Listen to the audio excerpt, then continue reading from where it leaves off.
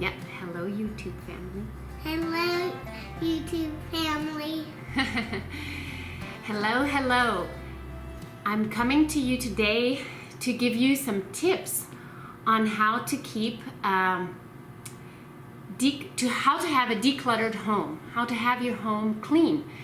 And by the way, if you are new, my name is Priscilla, and this is my youngest daughter, Chloe Shalom, and my 4 other children are in school today. They're just down the hill. They just run down the hill and to a one-room schoolhouse. It's a log schoolhouse, so I'm glad they had that experience. So they're in school and my husband is at work.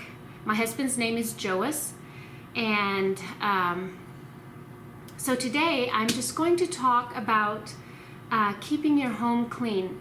Now, I do not feel like I know much about keeping your home nice and clean, but I do know that for me, if my home is cluttery and messy, I can't think straight, and I find myself more frustrated, and it's just because there's so much clutter and mess around. So I have found a few tips that help me, that I basically do every day, just to keep my home decluttered and peaceful. I believe a home that is clean or cleaned up has a peaceful atmosphere.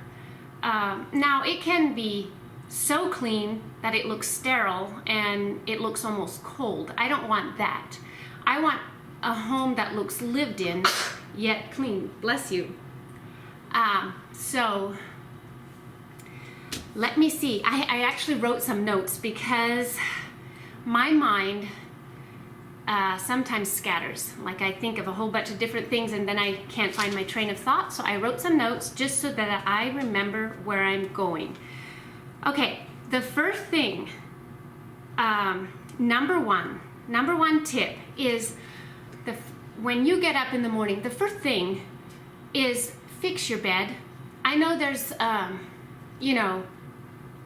probably a lot of people do that and a lot of people don't. They just get out of bed and go to work or do whatever they need to do. But the first thing I do, and my husband, he's really good with this too. He just helps me. We just get up and we just turn around and we fix our bed.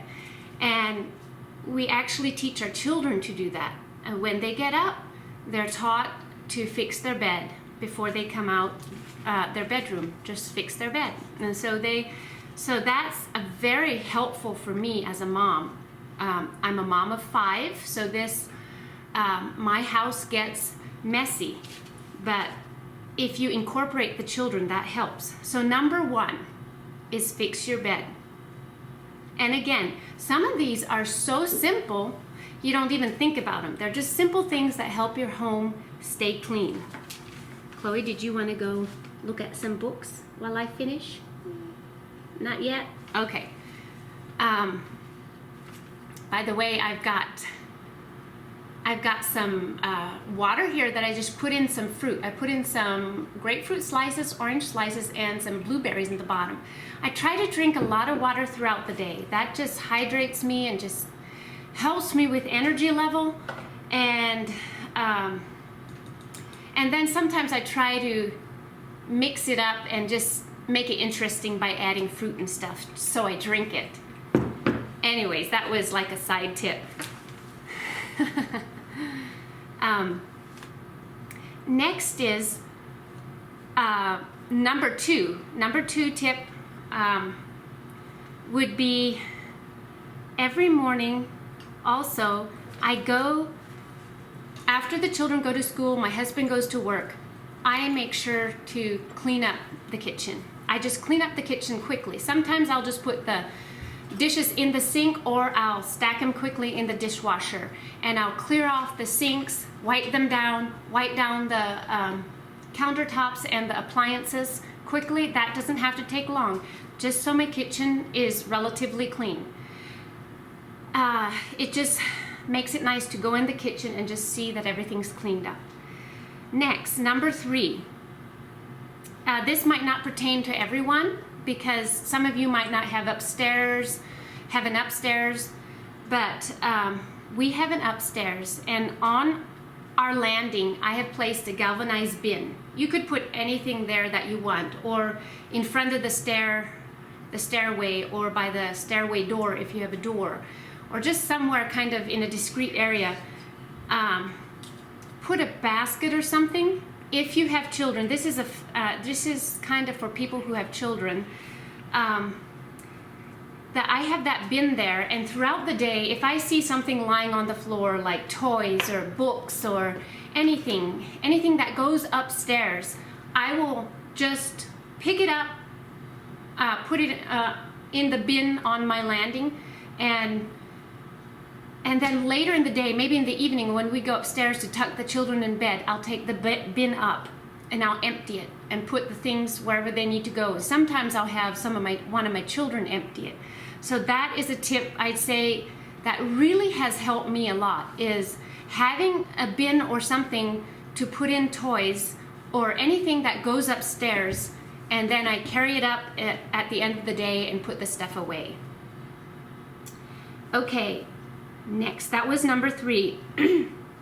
Number 4 is, if at all possible, if you have a big enough house, have like a separate room for a play area.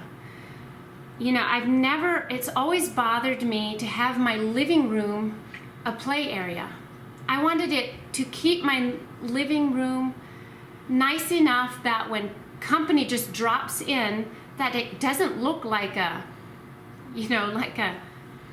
children's play area. It looks like a nice sitting area. So what we've done is our upstairs loft area is for the children to play in, where all the toys go, the books go, and sometimes up in the loft it's a mess. But that's okay. You actually need, if you are a family with children, you need to let your children have fun and play. And I've come to realize that. I love my house clean, but I need to allow my children to be children. And so if you actually have a designated area for your children to play in and make a mess, I think that's really good, because it even helps my mind just to know that room, it's okay if that room is messy. They can mess in there. And I can keep my living room clean. So I allow the children to have a messy playroom. See ya, Chloe. And then later, sometimes in the evening, just before we go to bed, we'll clean it up. I'll have the children quickly help me. Like, sometimes I'll tell them each, like, okay, everybody pick up 10 things and put it in the toy box, or put it, your books away. And everybody picks up 10 things, or then we'll just go and pick everything up. We help each other before we go to bed sometimes. So, and then the playroom gets cleaned up every once in a while. But yeah, that was number 4.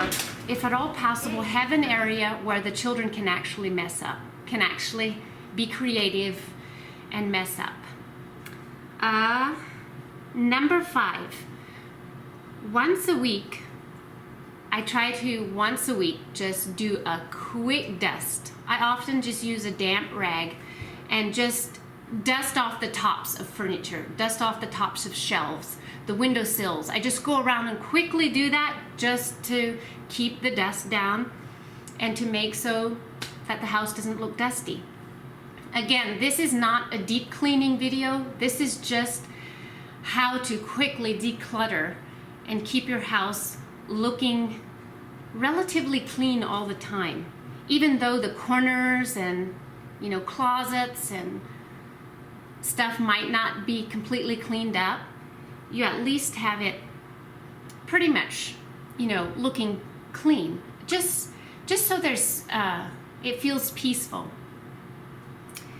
Okay, that was number 5. Yeah, and when I do a quick dust, it's not all over the house usually. It's mainly in the main area where people usually see. The bedrooms, I don't do it every week.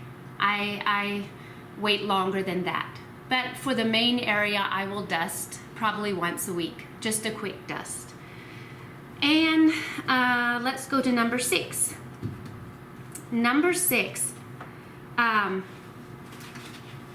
have a basket in my laundry room where I will always put my clothes in, or anything that I want to get rid of, anything that I want to give away or give to the thrift store, I put in that basket in my laundry room, so that it's just not, I don't have pieces lying around everywhere and I don't know where they are. I just have a designated basket in my laundry room where I put my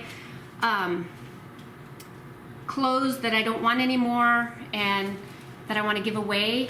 And right now it's completely full. I got to do something with it. I got to take it to the thrift store or give some of it away. But that's just another idea on how to keep it decluttered. That was number 6. And number 7, like I said, some of these are super simple, but they do help. Number 7 is have a place to put your mail in. Over the years, you know, when we brought our mail home, it just got laying around everywhere. We didn't really have a designated spot for it. But now I actually got a little galvanized basket and that I put at the end of our bar or island area. It's not an island, it's a bar area. And then when Joas comes home with the mail, he just always sticks it in there, and then later we go through it. And so that's just a quick and easy tip, so that the bar doesn't get all cluttered up, or wherever you lay the mail, you actually have a designated spot for it. And next, number 8 is have a place for everything. You know, that's a hard one for me, to have a place for everything. Right now, I'm still working on that, because a lot of my stuff that I don't really have place for, it gets stuck in my laundry and sewing room, or then downstairs somewhere. And it's very important to have a place for everything. If you don't have a place for it, either get rid of it or get rid of something else so that you can, you know, find a place for it. It